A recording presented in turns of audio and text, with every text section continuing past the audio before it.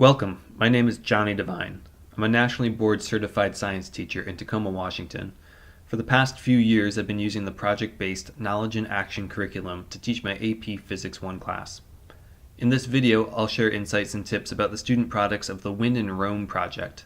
In this project, students assume the role of ancient architects that must build a triumphal arch for the emperor that will both be bold and able to stand the test of time. The first task is an introduction to the project.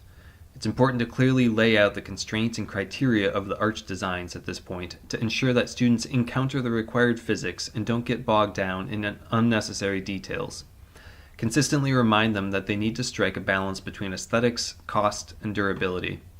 The students should end with a scaled drawing of their arch design, which is a good time to reinforce important concepts of measurement, precision, accuracy, and units. The second task contains most of the physics work. In my opinion, the most important skill that students walk away with is the ability to manipulate force vectors in 2 dimensions, primarily through the classic block on an inclined plane, which represents the arch stones being removed from the quarry.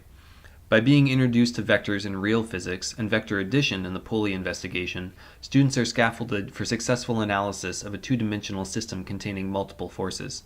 Task 3 is an interesting application of rotational dynamics, which is covered much more in depth in the Sticks and Stones project. The activity of this task helps students to understand why an increasingly taller arch becomes less stable. Since force is the main concept addressed by When in Rome, this task helps students by adding rotational force, or torque, to the picture. The project ends with each team pitching their arch design to the emperor, or his science advisor, which I assume the role of. In my smaller classes, I've had the student teams present to their classmates, but I've seen other teachers recruit building staff to serve as the presentation audience. They used the pre-made rubrics in the curriculum to assess the teams and asked follow-up questions from the prepared list. In my class, I have teams create scaled models of their arches out of modeling clay to aid with their pitch. Another teacher with a different set of resources had students create much larger models using foam blocks.